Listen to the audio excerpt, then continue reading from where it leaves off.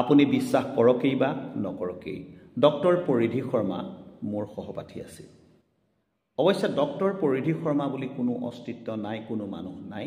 এই নামটো হ'ল এটা ছদ্মনাম, আৰু এই ছদ্মনাম ব্যৱহাৰ কৰা ব্যক্তিজন হ'ল ধ্ৰুৱজ্যোতি শইকীয়া, যাৰ লগত এসময়ত মই একেলগে পঢ়া শুনা কৰিছিলোঁ। ছদ্মনাম লোৱাটো কোনো ডাঙৰ কথা নহয়। ছদ্মনাম বহুতৰে আছে, যেনেকৈ বীণা বৰুৱা, ৰাচনা বৰুৱা ছদ্মনাম, ভজলুং ককাই এটা ছদ্মনাম, ঠিক তেনেকুৱা এখুত ককাইদেউ এটা ছদ্মনাম। এনেকুৱা ছদ্মনাম লৈ সাহিত্যিকসকলে লিখা মেলা কৰে, ই কোনো অপৰাধ নহয়। কিন্তু ধ্ৰুৱজ্যোতি শইকীয়া নামৰ মোৰ যিজন সহপাঠী বন্ধু আছিল, সেই বন্ধুজনে পৰিধি শৰ্মাৰ নাম লৈ ইমান সুন্দৰকৈ কিছুমান লিখা মেলা কৰিলে, ইমান মননশীলকৈ তেওঁ কিছুমান লিখা মেলা কৰিলে, আচলতে তেওঁ সঁচাসঁচি পৰিধি শৰ্মা বুলি এগৰাকী নাৰী বুলি বহুতে ভাবিবলৈ বাধ্য হ'ল। আৰু বিশেষকৈ নামৰ আগত ডক্টৰ শব্দটো লাগি থকাৰ কাৰণে সেই লিখাবিলাকৰ প্ৰতি বেছি আকৰ্ষণ হ'বলৈ মানুহৰ আৰম্ভ কৰিলে। কাৰণ ডক্টৰেট ডিগ্ৰীটো থাকিলে মানুহে লিখা মেলাবিলাকৰ ওপৰত অকণমান বেছিকৈ গুৰুত্ব দিয়া দেখা যায়। আৰু বহু ভাল ভাল লিখকৰ নামৰ আগতো ডক্টৰেট ডিগ্ৰীটো নথকাৰ কাৰণে দেখা যায় যে ভাল ভাল লিখাকো মানুহে বৰকৈ গুৰুত্ব নিদিয়ে। আচলতে এটা চাকৰি, সমাজত ডাঙৰ স্থিতিয়ে লিখাবিলাকৰ ওপৰত যে বহুত পৰিমাণে প্ৰভাৱ পেলায়, এই কথাটো কিন্তু ধ্ৰুৱজ্যোতি শইকীয়াই প্ৰমাণ কৰি দিছে। এতিয়া ধ্ৰুৱজ্যোতি শইকীয়াৰ মই বাল্যকালৰ কথা ক'বলৈ বিচাৰিছোঁ, যিহেতু তেওঁক মই ফিজিকেলি লগ পাইছোঁ, আমি একেলগে পঢ়া শুনা কৰিছিলোঁ। এইটো ঠিক যে ধ্ৰুৱজ্যোতি শইকীয়াৰ মই একেখন বিদ্যালয়তে পঢ়া শুনা কৰা নাছিলোঁ, দুখন পৃথক বিদ্যালয়, কিন্তু তেনেই ওচৰৰ বিদ্যালয়। মই শান্তিপুৰ হাইস্কুলৰ আছিলোঁ, তেওঁ স্থানীয় বেলেগ এখন বিদ্যালয়ত পঢ়া শুনা কৰিছিল। আৰু নৱম দশম শ্ৰেণীত থাকোঁতে আমি আমাৰ বিদ্যালয়ৰ এজন শিক্ষক দত্ত উপাধিৰ ছাৰৰ ওচৰত আমি টিউশ্যন কৰিবলৈ গৈছিলোঁ গণিত বিষয়ৰ। আৰু তাতে গৈ মই দেখা পাইছিলোঁ এই ধ্ৰুৱজ্যোতি শইকীয়া নামৰ তেনেই ক্ষীণমিন, তেনেই দুৰ্বল স্বাস্থ্যৰ এই ল'ৰাজন কিন্তু গণিতৰ সঁচাকৈ এজন পোক আছিল।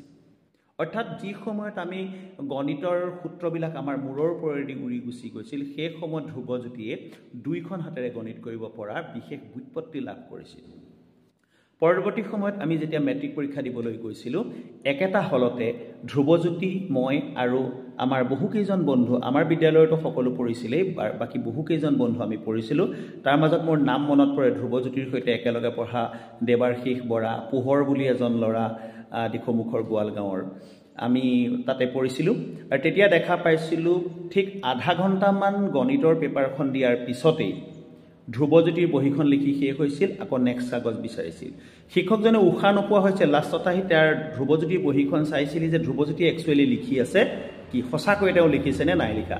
কিন্তু শিক্ষকেও আচৰিত হৈছিল যে ধ্ৰুৱজ্যোতিৰ বহী ইতিমধ্যে ভৰ্তি হৈ গৈছে। আৰু তেতিয়াই গম পাইছিলোঁ যে ধ্ৰুৱজ্যোতি প্ৰকৃততে গণিত বিষয়ত ব্যুৎপত্তি থকা এজন ছাত্ৰ। পৰৱৰ্তী সময়ত আমি কলা শাখাত যিহেতু পঢ়িছিলোঁ, স্থানীয় মহাবিদ্যালয় দিখৌমুখ মহাবিদ্যালয়ত পঢ়া শুনা কৰিছিলোঁ। আৰু সেই সময়ত ধ্ৰুৱজ্যোতিয়ে জয়সাগৰ মহাবিদ্যালয় পঢ়া শুনা কৰিছিল। আচলতে শিৱসাগৰ মহাবিদ্যালয় জয়সাগৰত তেওঁ পঢ়া শুনা কৰিছিল। আৰু পৰৱৰ্তী সময়ত আমি যিহেতু দুটা বেলেগ বেলেগ ভাগত বিভক্ত হৈ গৈছিলোঁ, বাটে পথে ধ্ৰুৱজ্যোতিক প্ৰায়ে লগ পাইছিলোঁ, কথা বতৰা পাতিছিলোঁ। ধ্ৰুৱজ্যোতিৰ পঢ়া শুনাৰ খবৰো মই লৈছিলোঁ, আৰু ধ্ৰুৱজ্যোতিয়েও মোৰ পঢ়া শুনাৰ খবৰ লৈছিল। তেনেকৈ বহুদিন পাৰ হৈ গ'ল। পৰৱৰ্তী সময়ত আমাৰ বাসস্থান সেই স্থানৰ পৰা উঠি আহিলে, আমি বেলেগ জেগালৈ আহিলোঁ, আৰু তেতিয়া ধ্ৰুৱজ্যোতিৰ সৈতে আমাৰ যোগাযোগ একেবাৰে শূন্য হৈ পৰিল। কিন্তু 2010 চনত কেইমাহমানৰ কাৰণে মই আমাৰ স্থানীয় এখন নামজ্বলা ব্যক্তিগত খণ্ডৰ বিদ্যালয় জ্ঞান বিকাশ বিদ্যাপীঠত শিক্ষক হিচাপে কাম কৰিছিলোঁ।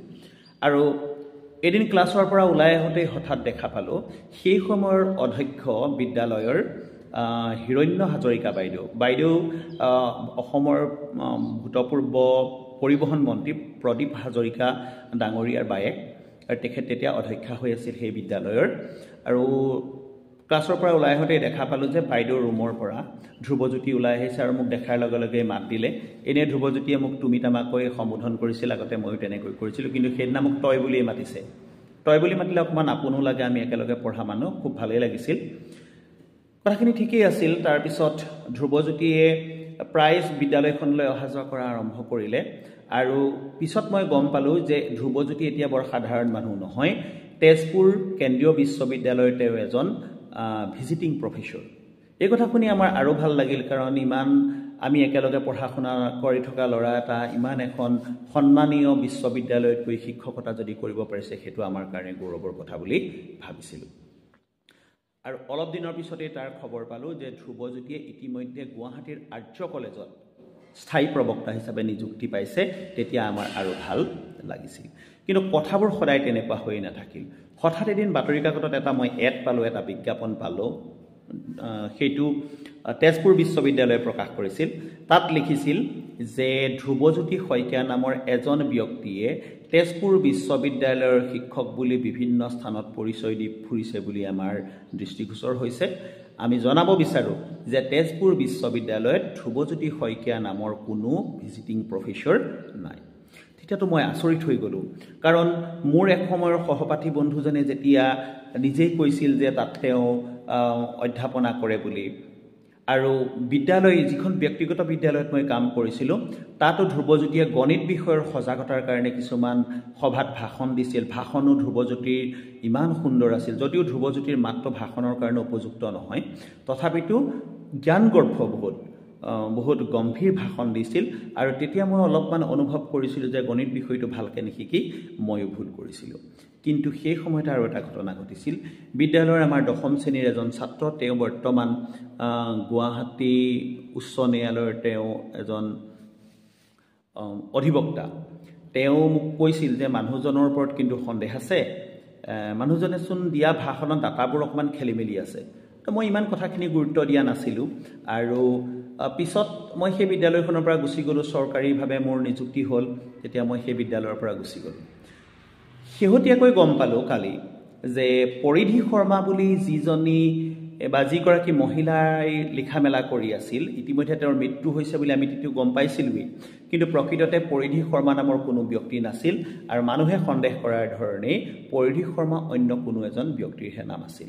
আৰু যেতিয়া গম পালোঁ যে সেই ব্যক্তিজন আন কোনো নহয়, একালৰ আমাৰ সৈতে একেলগে পঢ়া, একেলগে মেট্ৰিক পৰীক্ষা দিয়া সেই ধ্ৰুৱজ্যোতি শইকীয়া, তেতিয়া মোৰ চিন্তা হৈ গ'ল যে এইটো কেনেকুৱা কথা যে ধ্ৰুৱজ্যোতিয়ে গণিত বিষয়টো ইমান পাৰদৰ্শী হোৱাৰ উপৰিও ইমান সুন্দৰকৈ লিখা মেলা কেনেকৈ কৰি আছিল।